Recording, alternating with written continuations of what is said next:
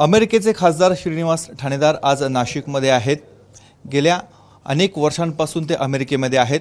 एक विद्यार्थी म्हणून अमेरिकेमध्ये गेलेले आणि आता तिथल्या 7.5 लाख लोकांचं प्रतिनिधित्व ते करत आहेत। गेल्या काही दिवसांमध्ये अमेरिकेमधनं परदेशातील नागरिकांना बाहेर काढण्याचे प्रयत्न झाले। भारत पाकिस्तान यांच्यातील तणावाच्या पार्श्वभूमीवर अमेरिकेने घेतलेली भूमिका या सर्वांविषयी ते आपल्याशी चर्चा करणार आहेत। सर, आपलं खूप खूप स्वागत। अनेक वर्षांपासून आपण अमेरिकेमध्ये राहतात। अमेरिकेमधून भारत देश आपल्याला कसा दिसतो? भारताचं प्रगती होतीये। आता जवळ 4थ्या क्रमांकावर आहे भारत महासत्ता, इकॉनॉमिक महासत्ता। ही चांगली गोष्ट आहे आणि यामुळे लोकांच्याकडे रोजगार तयार होत आहेत, बिझनेसेस वाढत आहेत आणि जगामध्ये एक प्रकारे भारताला बद्दल भारताची प्रतिष्ठा मोठी वाढली आहे आणि अमेरिकेला सुद्धा भारताबरोबर चांगले संबंध ठेवायचे आहेत। कारण जेव्हा भारत आणि अमेरिकेचे संबंध चांगले होतील तेव्हा चायनाचे जे ॲग्रेशन आहे त्याला शह देता येईल। त्यामुळे भारताकडे आणि भारताची जी प्रगती चालू आहे याच्याकडे अमेरिकेला नेहमीच त्याबद्दल अभिमान आहे। ट्रम्प सरकार पुन्हा सत्तेत आल्यानंतर थेट इतर देशातील नागरिकांना बाहेर काढण्याचे प्रयत्न झाले, त्यात भारतीयांना देखील बाहेर काढलं। हा संपूर्ण घटनाक्रम आपण अमेरिकेमध्ये असताना बघत होतात। आपण याचा प्रतिकार काही केला? काय नेमकं घडत होतं? हे बघा, त्यांना ते जे निवडून आले ट्रम्प अमेरिकेमध्ये अध्यक्ष म्हणून, तर त्यांचे जे समर्थक आहेत त्यांना असं वाटतं की अमेरिकेची जी बॉर्डर आहे त्या बॉर्डरमध्ये इल्लिगली जे लोक येत आहेत आत, त्या लोकांनी येऊ नये। अमेरिकेचे नियम त्यांनी पाळले पाहिजेत आणि जे लोक नियम मोडून आत आलेत त्यांना बाहेर जाणं महत्त्वाचं आहे असं लोकांना त्यांना वाटतं। पण दोन प्रकार आहेत। एक म्हणजे काय की अमेरिका हा एक इमिग्रंट्सचा देश आहे।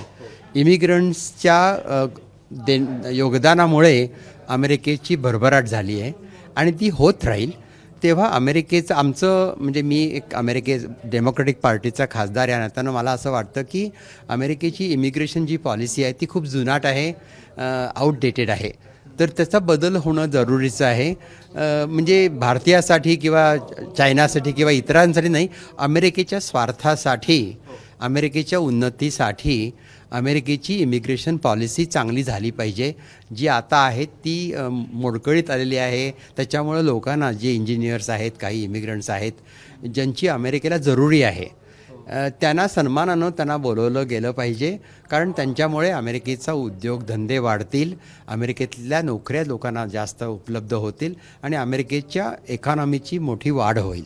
त्यासाठी एक चांगली रोबस्ट एक इमिग्रेशन पॉलिसी असणं जरुरीचं आहे। ट्रम्प यांची राजवट ही काही हुकुमशाही पद्धतीची आपल्याला वाटते का? आणि मध्यंतरी त्यांच्या विरोधात जनता मोठ्या प्रमाणात रस्त्यावर आलेली होती। ह्या घटनाक्रमाकडे आपण कसं बघतो? हे बघा, एक 6 महिन्यापूर्वी ट्रम्प निवडून आले तेव्हा मेजॉरिटी लोकांनी त्यांना निवडून दिलं। तेव्हा त्यांच्या विचारसरणीला सारखे लोक अमेरिकेत अर्धे लोक तरी तसे आहेत आणि त्यांनी त्यांना निवडून दिलं। त्यांचं व्यक्तिमत्व एक वेगळंच आहे। ते त्यांचं एक एखाद्या राजासारखं व्यक्तिमत्व आहे। ते मोठ्या महालामध्ये राहतात, त्यांना नव्या गाड्या, विमानं यांची सगळ्याची आवड आहे। ते एक वेगळ्याच प्रकारचे नेते आहेत, वेगळ्याच प्रकारचं व्यक्तिमत्व आहे। ते बिझनेसमॅन आहेत, बिल्डर आहेत। त्यामुळे त्यांचं काही एक कधी विचार करायची पद्धत वेगळी आहे। कधीकधी ती राजासारखी वाटते, कधीकधी ती हुकुमशहासारखी वाटते। आणि ते जेव्हा नियम मोडतात किंवा त्यांना जेव्हा घटना जी आहे अमेरिकेची त्याच्यात बाहेर जेव्हा जातात तेव्हा त्यांच्यावरती आम्ही विरोधी पक्ष म्हणून त्यांच्यावर टीका करतो, त्यांना योग्य मार्गावरती जाण्यासाठी त्यांना आवाहन करतो। टॅरिफ धोरणाचा फटका हा अमेरिकेलाही बसतोय? नक्कीच बसतोय। कारण टॅरिफ म्हणजे काय आहे की हे फक्त परदेशांना पनिशमेंट नाही आहे। ती जेव्हा परदेशातून माल अमेरिकेत येतो तेव्हा जे लोक हा माल विकत घेतात आणि अमेरिकेमध्ये विकतात ते काही तो टॅरिफ भरणार नाहीत। तो टॅरिफ भरायचा जो आहे ना तो सामान्य माणसालाच भरावा लागतो। त्यामुळे प्रत्येक अशा ज्या गोष्टी येत आहेत बाहेरून त्या सगळ्याची किमती वाढत आहेत आणि अमेरिकेत महागाई खूप होती आणि ती महागाई मी कमी करेन असं ट्रम्पनी वचन दिलं म्हणून ट्रम्पना लोकांनी निवडून दिलं। आणि आता ट्रम्प आल्यानंतर त्यांच्या या टॅरिफच्या पद्धतीमुळे दर वाढत आहेत, महागाई वाढती आहे आणि सामान्य लोकांना ह्याचा जास्त त्रास होतोय। सर, नुकताच भारत आणि पाकिस्तान यांच्यामध्ये युद्धासारखी परिस्थिती निर्माण झालेली होती. त्यावेळेस अमेरिकेने मध्यस्थी केली आणि हे युद्ध थांबवलं असं ट्रम्प यांच्याकडनं वारंवार सांगण्यात आलं. त्यानंतर त्यांनी असंही सांगितलं की यामध्ये माझा कुठला सहभाग नव्हता. त्यांचे स्टेटमेंट काही 2-3 वेळा बदललेत. हा संपूर्ण घटनाक्रम भारत पाकिस्तानमध्ये घडत असताना अमेरिकेत नेमकं काय घडत होतं? मला असं वाटतं की हे काही मोठ्या प्रमाणात युद्ध असं नव्हतंच. भारतानं एक ठराविक विचार करून सर्जिकल स्ट्राईक्स केले. जी टेररिस्ट ऑर्गनायझेशन आहे त्यांचं जे इन्फ्रास्ट्रक्चर आहे त्याच्यावरती हल्ला केला आणि हे पाकिस्तान सरकारला सुद्धा माहीत होतं की भारत त्या ठिकाणा हल्ले करणार आहे. हे आता भारत सरकारनं सुद्धा जाहीर केलेलं आहे.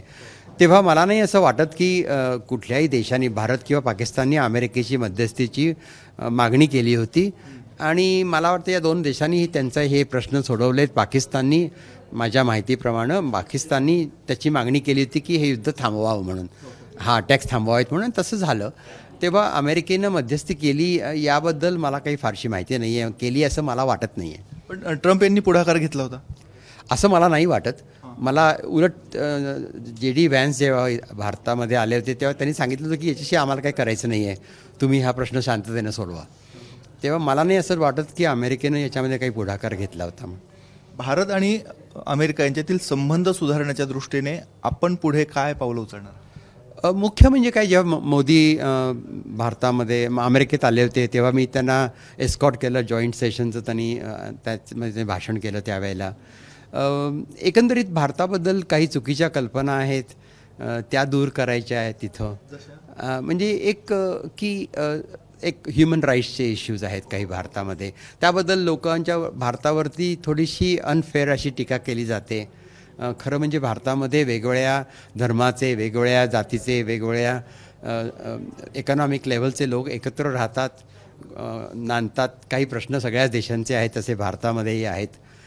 पण भारताबद्दल चुकीची माहिती कधी कधी पसरवली जाते. पण या दोन देशाचे संबंध चांगले होणं महत्त्वाचं आहे. दोन्ही देशांच्या नागरिकांच्या हितासाठी या दोन देशामध्ये चांगले संबंध असणं जरुरीचं आहे. शेवटचा प्रश्न, आपण अमेरिकेमध्ये आहात, 2 पक्ष आहेत.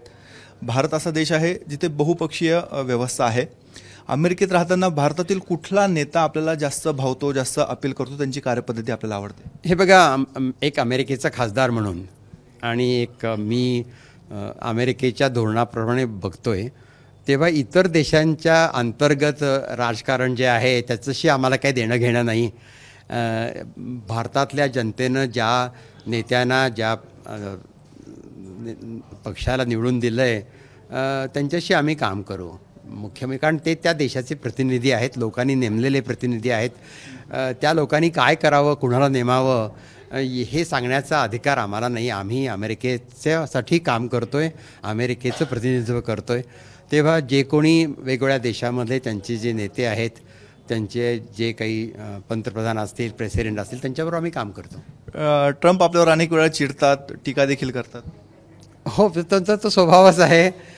आणि हे बघा, कोणीतरी उभं राहायला पाहिजे, कोणीतरी सांगायला पाहिजे की हे घटना बाह्य होतं आहे. कोणीतरी बोलायला पाहिजे की हे आपल्या लोकशाहीच्याला योग्य नाही आहे. आणि ते करण्याचं मी काम केलं. त्याच्यासाठी ट्रम्पनी स्वतःच माझ्यावरती खूप शिवीगाळ केली आणि इतर लोकांनी, त्यांच्या समर्थकांनीवर माझ्यावरती ट्रोलिंग केलं खूप काही सोशल मीडियावरती. पण हे काही राजकारणात आल्यानंतर हा एक राजकारणाचा भागच आहे. तेव्हा या टीकेला घाबरून काही थांबता येत नाही. जे करायचं आहे, योग्य आहे ते मी करतच राहीन आणि माझ्या मतदारसंघामध्ये डिट्रॉईटमध्ये त्यांच्यासाठी काम करत राहीन. थँक्यू. हे आहेत अमेरिकेचे खासदार श्रीनिवास ठाणेदार. त्यांचं मत आहे की आता इथून पुढे अमेरिकन जनतेसाठी, ज्यांनी त्यांना मतदान केलेलं आहे, ज्यांच्या पाठिंब्यावर ते खासदार झालेले आहेत, त्यांच्यासाठी काम करत राहणार. डोनाल्ड ट्रम्प म्हणा किंवा इतर कुठल्याही नेत्याने कितीही टीका केली तरी ते थांबणार नाही, थकणार नाहीत. कॅमेरामॅन मयूर बारगेजेसह मुकुल कुलकर्णी, ABP माझा, नाशिक. ABP माझा, उघडा डोळे बघा नीट.